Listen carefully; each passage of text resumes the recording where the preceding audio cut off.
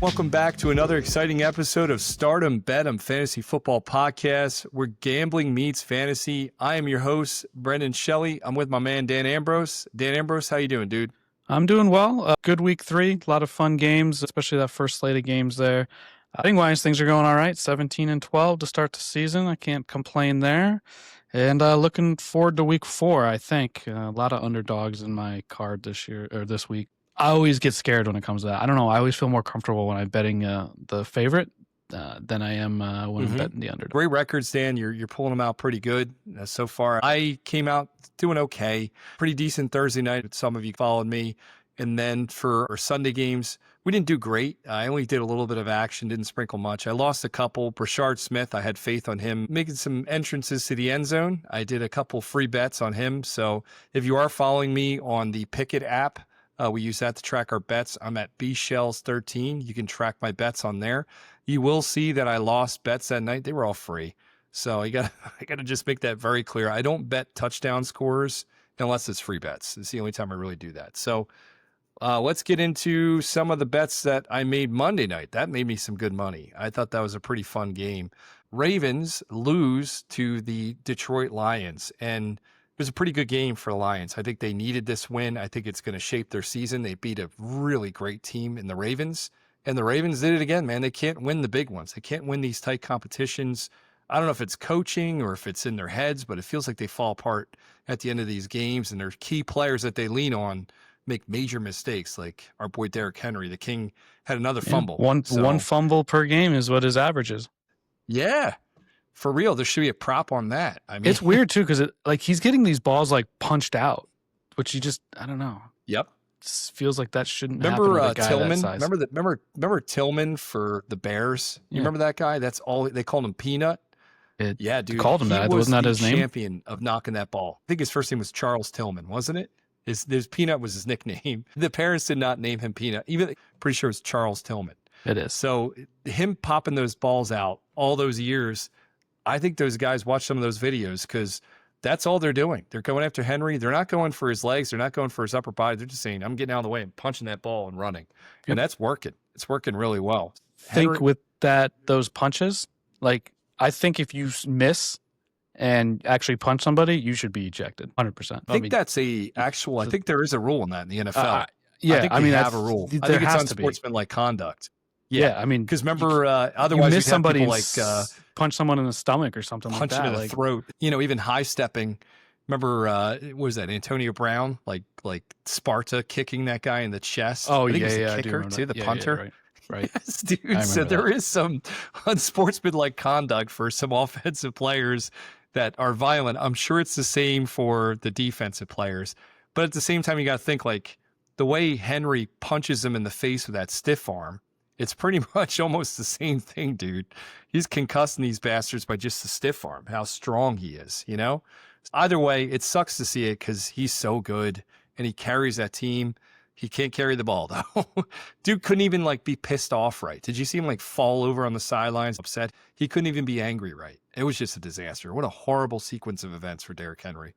And now he's going viral for falling over on the bench as he's trying to throw down his helmet. It was a disaster. So feel for the guy. Yeah, he can't do anything right. Derrick Henry, you made us money.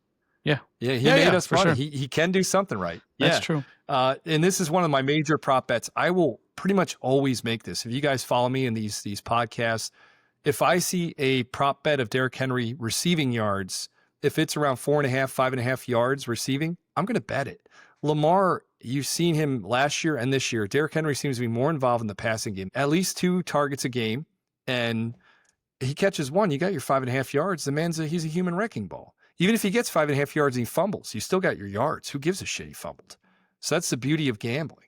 So yeah, I will say the downside to that is if he catches it in the backfield and goes backwards. I feel like with these running backs sometimes more than I care to imagine. Yeah. Especially when I bet on them. I mean, yeah, I don't know.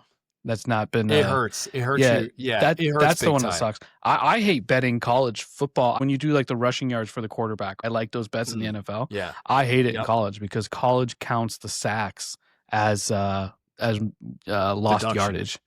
So Yeah. crazy. They don't design too many plays for Henry receiving. What you see with him, he'll do a little block and he'll chip one and he'll come around the side. He'll be sitting there in the flat waiting for Lamar to Yeah, throw him the ball. he can't hold on to the ball. You think he can catch it?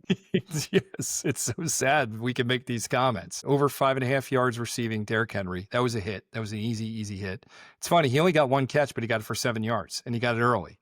The other bet that made 0 cents that I bet, and I wish I went to town on this stupid bet. There was a prop bet. I'm not going to say the sports book because they don't give us any money, but Lamar Jackson versus Jared Goff, combined passing and rushing yards. It was only minus 109 to select Lamar Jackson. So for me, that was the most obvious bet of the year. I was trying to find what was going on. I think they were just so hyped up because of Goff's 5-touchdown game the week before. They assumed he was just going to go ham Throw again. for 400. And right. Yeah. So, because Lamar is going to be running for 60 yards at least. And the fact that I was just assuming that whoever, I'm not going to say the book, but they had this bet out there because they saw him warming up and he was limping around or something. Like, that's the only way that they'd make this a prop bet. So that won us money. I took it easy. I should have went insanely aggressive on that. And then our other win of the night, it was our biggest bet. We bet against Jameson Williams. If you guys remember my ranking show, I'm not high on Jameson Williams. Him and George Pickens both, I kind of have in the same bucket of guys that are incredible talents, but incredible head cases. And they don't get the ball, they get moody, and they're solely dependent upon monster plays. It's hard. And Jameson Williams has not been getting those monster plays consistently. So I bet against people that are not consistent. And Jameson Williams, one of them. I bet under 50.5 yards. If he had gotten one more catch, he would have beaten me because the first 2 series of the game, Dan, he got to 43 yards. I thought my bet was done. Yeah, we're 6 minutes. So you chalk that up as a loss. I needed. I had 7 yards for the rest of the game to go for Jameson Williams, which I was like, there's no way he's going to hit that next drive. They tried to throw him a couple times after that. He didn't get the ball again. So Jameson Williams, 2 catches, 43 yards. I hit my bet. He didn't hit his 50.5 yards. So what a win for us. And then I kept that party going by betting 2 other losses. This was my 2 losses in the game. So I was 3-2. I bet Jahmyr Gibbs over 29.5 yards rushing in the first half. And he didn't get it. I thought there'd be some big holes against the Ravens. I was correct on that one. It just went to David Montgomery. So David Montgomery looked fantastic that first half. They fed him the ball. He did great. Our boy Jahmyr Gibbs only got 19 yards on the ground. He didn't get my 29.5 in the first half, but that's okay. We hit all the other ones. And then finally, our other loss of the game was kind of a fun bet. It was plus money. Isaac Tesla, the rookie sensation, everybody's been going crazy over. I needed him to get 1.5 catches. He was targeted about, I think, 2 times that game. He did not catch either. Pretty bad throws, but that's what we did. So we were 3-2. We went up, I think, what was my ROI on the evening? 19.4% ROI. So big return on investment.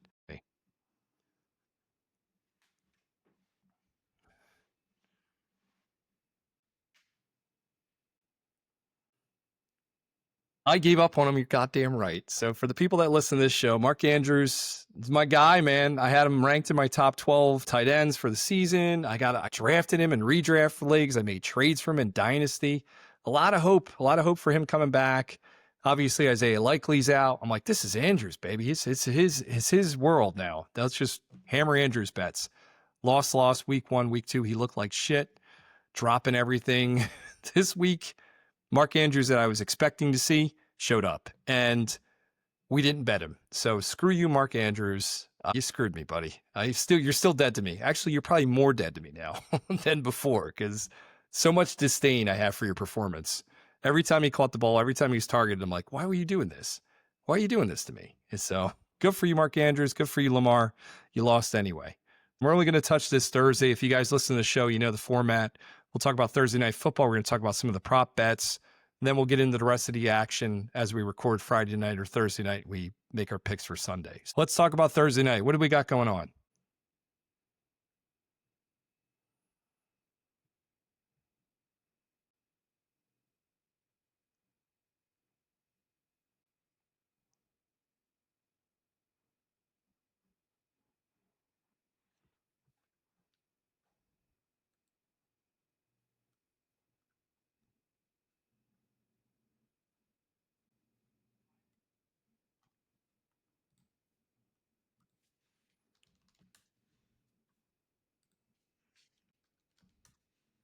I will follow you on the money line. That could be fun. I don't like to bet Kyler Murray, but everything in me tells me to bet the Cardinals too. I don't know why. I don't know. I probably will stay away from this. I'm just going to stick with the old props and get my money and be happy.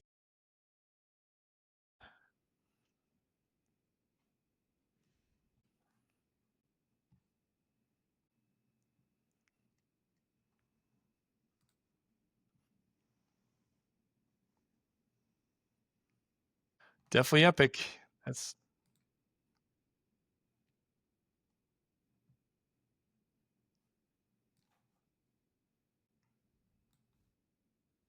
all he does. Mhm. No. It's hard to use this as a meter, but at the same time, I am using it as a meter in the sense that I think this could be a launch game for Sam Darnold to get comfortable with the offense. You know, they clicked last week. They look really good. Obviously, they pummeled the Saints. Everybody's pummeling the Saints because, in my opinion, they're the worst team in the NFL this year. Dan has a close dark horse, but Saints are pretty damn bad. And they lost 44-13 Seahawks. I'll give you that. I am so excited to talk about Jackson Dart. I am so excited to have this conversation about Jackson Dart next episode. So this is going to be a lot of fun. But yeah, we're going to stay away from the Jets and Giants because there's so much content to get into there. It's so bad. It's wonderful. Minus my Justin Fields bets. Come back, Justin. I miss you. But receiving wise, for the Seattle Seahawks, it has been the Jackson Smith and Jigba show. He's peppering him with targets. He actually got 5 catches, 96 yards last week. And part of my argument with Sam Darnold is that he has sustained fantasy relevant players in the past. He did so with Justin Jefferson, Jordan Addison. We saw him do that in Minnesota in that offense. And he's doing it again here, except with just Jackson Smith and Jigba. He's also opening the door. We know zone run offense with Kenneth Walker and obviously Zach Charbonnet, who was out last week. They're clicking. I mean, Walker only had 2.4 yards of carry, but he didn't need much. He had 2 touchdowns. I think he had a pretty good catch out of the backfield too. So they're wheeling and dealing. I like the offense. I think they're starting to click a little bit. They got Horton back last week, and he showed up. He had a nice touchdown, and we're going to talk about him. He's one of my bets. So Torrey Horton's out there. So I don't know. I'm excited to see this team. I can see why people are leaning towards Seattle. They probably got excited seeing the offense last week finally click. Yep. Yep.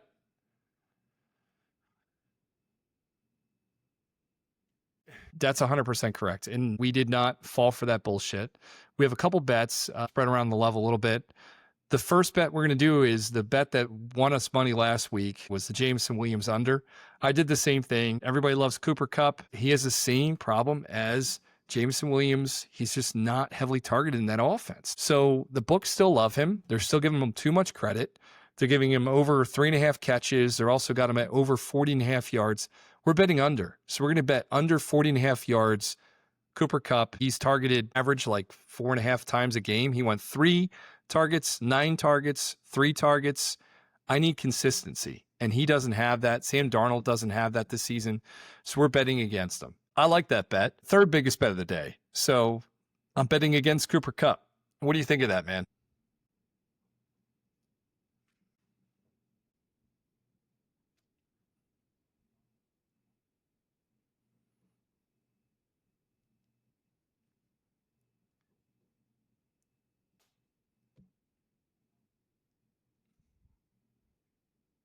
That's it. And that's the guy that's supposed to be Mr. Receptions. He is not breaking off early in his routes. He gets open. And he's a master route runner. I'll give Cooper Kupp that. Everybody knows he's a Triple Crown winner because of his clean routes. He's played excellent since the Rams took him in the second round.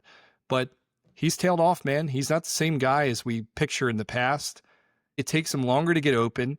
Darnold doesn't have that time, number one. Number two, he's trying to get it out quick. That's in his brain because as a rookie and as a second-year player, he got destroyed by getting sacked, holding onto the ball, making stupid throws. He's done better last season. I think he's still doing okay. He played for the Jets. Are you going to troll the Yes. Let me go ahead. If this is your first time listening, I'm not a Jets fan. I swear to God, I'm not a Jets fan. It just so happened that a couple of my bets, specifically around Justin Fields, ended up being the bulk of my wagers preseason. And Dan loves to bring it up. We'll keep that going.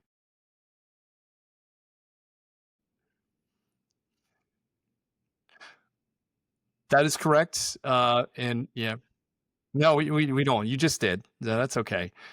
Uh, I did revise that, and if you listen to the next episode, we talked about that in detail. So I just want to make that very clear as well. That was before the game started, by the way, too. These are all preseason picks. I do want to get into the bets that I did make for the Seattle offense, and that's for that guy, Torrey Horton. We talked about him earlier. He's gelled well with Darnold in the preseason. We had a lot of hype coming out. He has really stepped into a pretty good receiver role there, and he's been on the field a lot too. So I think Torrey Horton, the bet that I did was 24.5 yards over. That's at plus money. He's probably good for 20.5 yards, but that's probably where the money's stopping because now he's plus money at 24.5 yards. What's another 4 yards? In my opinion, I think he's good for about 35 this game. He had 31 last game. Pretty great touchdown catch. And like I said, Cooper Kupp is not getting open like he used to. They also have the tight end game. They have A.J. Barner, who is really a blocking tight end, and he's keeping Elijah Arroyo off the field as well. So the options are kind of dwindled in regards to where Darnold's going to throw to. So I would go heavy on Torrey Horton. Or if you just want to save your money, just bet it all on Jackson Smith-Njigba because that's the only place he's going to throw anyway. It's just the value's not there. You're paying for that bet.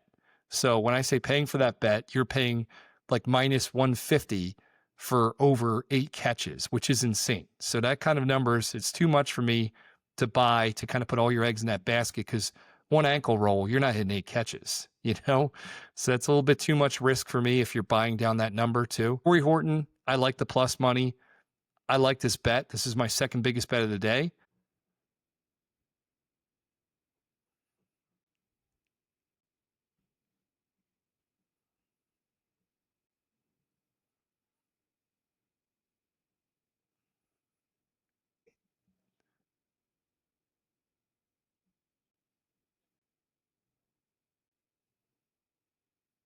Mm-hmm.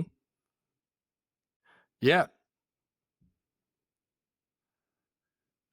And what they do when that happens, they give the ball to Kenneth Walker, who can break one off, or Zach Charbonnet when he's healthy. Get on the field, break one off. It's still working. They're 2-1. They're not a solid 2-1, but they're 2-1. And the offense has looked sustainable. The defense has looked great, by the way. The thing that makes me a little bit hesitant about the next 2 bets is that defense. They've done a good job shutting down the run, but I love this guy coming on the field. Big announcement and really horrible announcement. One of my favorite players in the NFL, James Conner, a cancer survivor, Penn State alum. He's just tough. He fights through all these challenges he's had in his career and in his life and succeeds. I counted him out so many times because this guy behind him, Trey Benson, is pretty damn good. The Cardinals drafted him a few years ago. I had a lot of hope of him taking over that starting role very quickly. Conner said, "No, I don't think so, kid. Sit down. Let me show you how it's done." And he locked in that role, and he locked in the money, too. They signed him for that extra 2-3 years. He had that job in the bag. Well, he's out for the season. So really, really tough injury last week. Sucks to see that. He's their leader on that field. But the door's open for Trey Benson, and I love Trey Benson. This kid can catch. He can run. If you have a good value at whatever sports books you have, if there's any kind of promos for Benson receiving and rushing totals, I would take it at over, 75, 80 yards, easy. The rushing total was at 60.5, and we're getting that at minus 111. That's the best we could find it. I'd prefer it to be, even or one of those things, but you get what you get. So at minus 111, we got Trey Benson over 60.5 rushing yards against a pretty stout Seahawks defense. I just think that Gannon's going to feed the ball to Benson, and this is going to be Benson's world moving forward. I'm telling you now. What do you think of that, man?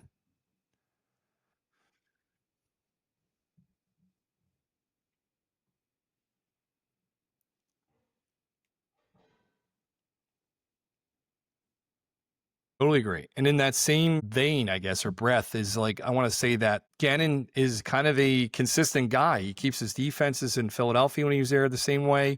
He's kind of kept his team moving in the same direction. And I think what he's going to do is kind of keep that same format. So Amari DiMarcado, the backup, I can see him getting some rushes as well. There's a prop bet of him over 12.5 rushing yards. We sprinkle a little something there. I like that bet a lot, actually. I think it's really good value because if they do anything like they were doing with Conner and Benson in and out of the game, it wasn't full committee, but we're talking 45% on the field is Benson.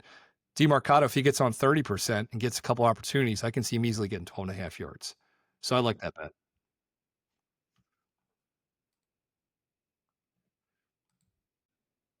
Oh, no, here it is. No, I did 14.5. I apologize. I did over 14.5. Yep. And this is my biggest bet of the day, actually. Wow. All right, everybody. Big update here. Our biggest bet of the game was DeMarcado over 14.5 rushing yards at plus 104. We got him at. So I like the value. I like the bet. Worst case scenario, he doesn't hit it.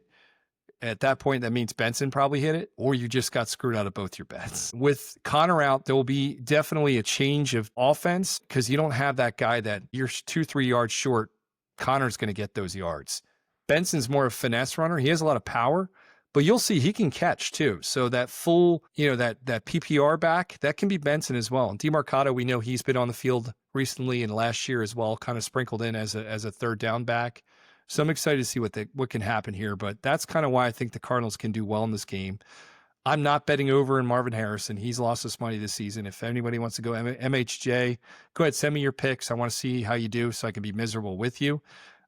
Anything with Trey McBride, go ahead and try to bet that. If you have good odds, if you have any profit boosts, use them. But once again, the value was not there. We're only going to tell you bets that we make. And for me, betting on guys like Jackson Smith and Jigba, your McBrides, you're paying a lot of money to make those bets because the books know those guys are good. Yeah, they're public bets. Exactly. Exactly. So that's what we're doing on the game. Those are our 4 bets. If you follow me, great. If you don't, I don't care. I've got them anyway. So you can watch and cheer me on or boo against me. I don't give a shit. What about you? What are you doing in this game? Are you betting any side? Or you said you're going to wait for the money line to kind of get more plus? Mm-hmm. All right. I don't like to bet Kyler Murray. That's the only thing. Maybe if he was a couple inches taller, I'd love him. But I don't like a man that can't see over the offensive line. So I only worked with Drew Brees. He's the only guy that I can think of that was very successful behind that line of scrimmage, even though he was 4 inches smaller than everybody there. So Murray's about 6 inches smaller. Yeah, it's going to be exciting. A lot of major injuries we had to get into, a lot of NFL news. Obviously, we kind of hinted towards big changes in some quarterback positions. Some rooms are going to look very different. So, but not today. Not today, kids. So what we're going to do is we're going to end this. And if you're a sponsor, you want to sponsor this show, you want to give us money, go ahead and follow the links, send us an email, send us your information. We'll throw you in here. All right. So we appreciate you guys listening. Thanks. Different magnetic. Yo, my raps volted, here my memory banks that never be released. Box cut inside the apple, you're in for a treat. Paper cuts in a vicious way.